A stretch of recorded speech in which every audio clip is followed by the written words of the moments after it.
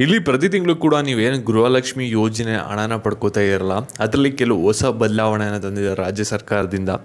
ಏನೇನು ಚೇಂಜಸ್ ಆಗಿದೆ ಮತ್ತು ಲೇಟೆಸ್ಟಾಗಿ ಏನು ಅಪ್ಡೇಟ್ಸ್ ಇದೆ ಮತ್ತು ಇದ್ರ ಜೊತೆಗೆ ಸ್ಟೇಟಸ್ನ ಯಾವ ರೀತಿ ಚೆಕ್ ಮಾಡೋದು ಎಲ್ಲನೂ ಕೂಡ ಈ ಒಂದು ವಿಡಿಯೋದಲ್ಲಿ ತಿಳಿಸ್ಕೊಡ್ತೀನಿ. ವಿಡಿಯೋನ ಕಂಪ್ಲೀಟಾಗಿ ನೋಡಿ, ಎಲ್ಲೂ ಕೂಡ ಸ್ಕಿಪ್ ಮಾಡೋಕ್ಕೆ ಹೋಗ್ಬಿಡಿ. ಅದಕ್ಕಿಂತ ಮುಂಚೆ ಯಾರು ಚಾನಲ್ ಸಬ್ಸ್ಕ್ರೈಬ್ ಮಾಡ್ಕೊಂಡಿರಲ್ಲ, ಪ್ರತಿಯೊಬ್ಬರು ಕೂಡ ಸಬ್ಸ್ಕ್ರೈಬ್ ಮಾಡ್ಕೊಳ್ಳಿ. ಹಾಗೆ ಪ್ರತಿಯೊಬ್ಬರು ಕೂಡ ವಿಡಿಯೋಗೊಂದು ಲೈಕ್ ಕೊಟ್ಬಿಟ್ಟಾನೆ ವಿಡಿಯೋ ನೋಡೋಕ್ಕೆ ಸ್ಟಾರ್ಟ್ ಮಾಡಿ. ಇಲ್ಲಿ ನೀವೆಲ್ಲರೂ ಕೂಡ ಗೃಹಲಕ್ಷ್ಮಿ ಯೋಜನೆದು ಹಣಕ್ಕೋಸ್ಕರ ವೆಯ್ಟ್ ಮಾಡ್ತಾ ಇರ್ತೀರ. ಕೆಲವ್ರಿಗೆ ಹಣ ಬಂದಿರ್ಬೋದು, ಕೆಲವ್ರಿಗೆ ಹಣ ಬರ್ದೇನೂ ಕೂಡ ಇರ್ಬೋದಾಗಿರುತ್ತೆ. ಮತ್ತು ರಾಜ್ಯ ಸರ್ಕಾರದವರು ಕೂಡ ಈ ಒಂದು ಗೃಹಲಕ್ಷ್ಮಿ ಯೋಜನೆ ಅಡಿಯಲ್ಲಿ ನಿಮ್ಗೆ ಏನೊಂದು ಹಣನ ಕೊಡ್ತಿದ್ರಲ್ಲ, ಅದರಲ್ಲಿ ಕೆಲವು ಚೇಂಜಸ್ಸು ಕೂಡ ಮಾಡಿದ್ದಾರೆ. ಅದ್ರ ಬಗ್ಗೆ ಲೇಟೆಸ್ಟಾಗಿ ಏನು ಅಪ್ಡೇಟ್ಸ್ ಇದೆ ಅದ್ರ ಬಗ್ಗೆನೂ ಕೂಡ ನೋಡೋಣ. ಮತ್ತು ನಿಮಗೆ ಸ್ಟೇಟಸ್ನಾಗ ಯಾವ ರೀತಿ ಚೆಕ್ ಮಾಡೋದು ನಿಮಗೆಲ್ಲರೂ ಕೂಡ ಗೊತ್ತಿರ್ಬೋದು, ಕೆಲವ್ರು ಗೊತ್ತಿಲ್ಲದೇನೂ ಕೂಡ ಇರ್ಬೋದು. ಎರಡರ ಬಗ್ಗೆನೂ ಕೂಡ ನಿಮಗೆ ಈ ಒಂದು ವಿಡಿಯೋದಲ್ಲಿ ತಿಳಿಸ್ಕೊಡ್ತೀನಿ. ಇಲ್ಲಿ ನೋಡಿ, 4ನೇ ಕಂತಿನ ಹಣ ಅದು ಬಿಡುಗಡೆ ಆಗಿದೆ. ಆದರೆ ನಿಮಗೆ ಖಾತೆಗಳಿಗೆ ಬರೋಕ್ಕೆ ಸ್ವಲ್ಪ ಟೈಮ್ ಬೇಕು, ಸ್ವಲ್ಪ ದಿನ ವೆಯ್ಟ್ ಮಾಡಿ. ಖಂಡಿತವಾಗ್ಲೂ ನಿಮಗೆ 4ನೇ ಕಂತಿನ ಹಣನೂ ಕೂಡ ಬರುತ್ತೆ. ಮತ್ತು ಪೆಂಡಿಂಗ್ ಅಮೌಂಟ್ ಏನು ಬರಬೇಕಾಗಿರುತ್ತಲ್ಲ, 2ನೇ ಕಂತಾಗಿರ್ಬೋದು, 3ನೇ ಕಂತಾಗಿರ್ಬೋದು, ಅದು ಕೂಡ ಬರುತ್ತೆ.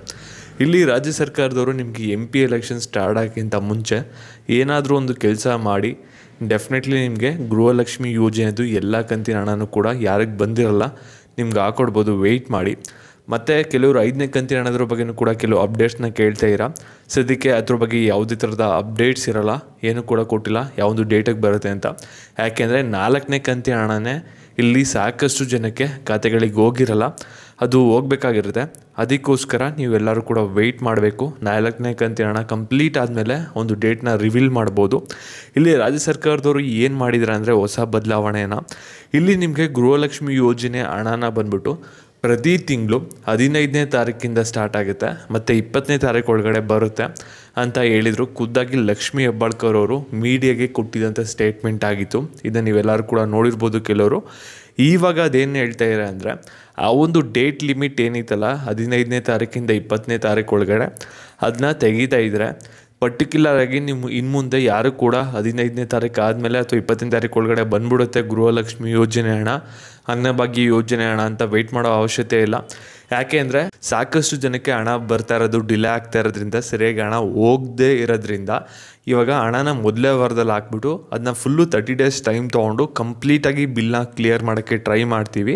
ಅದರಿಂದ ಎಕ್ಸಾಕ್ಟ್ ಡೇಟ್ ಇನ್ನು ಮುಂದೆ ಇರಲ್ಲ ಅಂತ ಹೇಳಿ. ಮತ್ತೆ ಇಲ್ಲಿ ನಿಮ್ಗೆ ಎಲ್ಲರಿಗೂ ಕೂಡ ಒಂದು ಗುಡ್ ನ್ಯೂಸ್ ಏನಪ್ಪ ಅಂದರೆ, ಒಂದು ಮಾಹಿತಿ ಕಣಜ ಅಂತ ವೆಬ್ಸೈಟ್ ಈ ವಿಡಿಯೋದಲ್ಲಿ ಏನು ತೋರಿಸಿದ್ದೀನಲ್ಲ, ಫಸ್ಟಿಂದ ಬೇಕು ಅಂದರೆ ರಿಪ್ಲೈ ಮಾಡಿ ನೋಡ್ಕೊಳ್ಳಿ, ಯಾವ ರೀತಿ ಹೋಗೋದು, ಯಾವ ರೀತಿ ಚೆಕ್ ಮಾಡ್ಕೊಳ್ಳೋದು ಅನ್ನೋ ಸ್ಟೇಟಸ್ನ. ಅಲ್ಲಿ ಹೋಗ್ಬಿಟ್ಟು ನಿಮ್ಮ ರೇಷನ್ ಕಾರ್ಡ್ ನಂಬರ್ ಹಾಕಿದ್ರೆ ಸಾಕು, ನಿಮಗೆ ಗೃಹಲಕ್ಷ್ಮಿ ಯೋಜನೆ ಹಣ ಯಾವ್ಯಾವ ತಿಂಗಳದ್ದು ಬಂದಿದೆ, ಯಾವ್ಯಾವ ದಿನಾಂಕಕ್ಕೆ ಬಂದಿದೆ ಅನ್ನೋದು ಗೊತ್ತಾಗುತ್ತೆ. ನಿಮ್ಮ ಬ್ಯಾಂಕಲ್ಲಿ ಏನಾದರೂ ಪ್ರಾಬ್ಲಮ್ ಇತ್ತು, ಹಣ ಬಂದಿಲ್ಲ ಅಂದರೆ ಇಲ್ಲಿ ಸ್ಟೇಟಸ್ನ ಚೆಕ್ ಮಾಡ್ಕೊಳ್ಳೋಕ್ಕೆ ಒಂದು ಆಪ್ಷನ್ ಕೂಡ ಬಿಟ್ಟಿದ್ದಾರೆ. ಅದನ್ನು ನೀವು ಮಾಹಿತಿ ಕಣಜ ವೆಬ್ಸೈಟಲ್ಲಿ ಹೋಗ್ಬಿಟ್ಟು ಇಲ್ಲಿ ಚೆಕ್ ಮಾಡ್ಕೋಬೋದು. ಇಲ್ಲಿ ಸ್ಕ್ರೀನ್ ಮೇಲೆ ನೀವು ನೋಡ್ಬೋದು 3 ಕಂತಿನ ಹಣನೂ ಕೂಡ ಬಂದಿದೆ, ಆದರೆ 4ನೇ ಕಂತಿನ ಹಣ ಇವ್ರಿಗೆ ಬಂದಿಲ್ಲ. ನಿಮಗೂ ಕೂಡ ಬರ್ದೇ ಇರ್ಬೋದು, ವೆಯ್ಟ್ ಮಾಡಿ. ಮತ್ತು ಇದೇ ರೀತಿ ಗೃಹಲಕ್ಷ್ಮಿ ಯೋಜನೆ ಅಪ್ಡೇಟ್ಸ್ ಬೇಕಂದರೆ ಚಾನಲ್ ಸಬ್ಸ್ಕ್ರೈಬ್ ಮಾಡ್ಕೊಳ್ಳಿ. ಹಾಗೆ ವಿಡಿಯೋನ ಎಲ್ಲರೂ ಕೂಡ ಶೇರ್ ಮಾಡಿ. ಧನ್ಯವಾದಗಳು.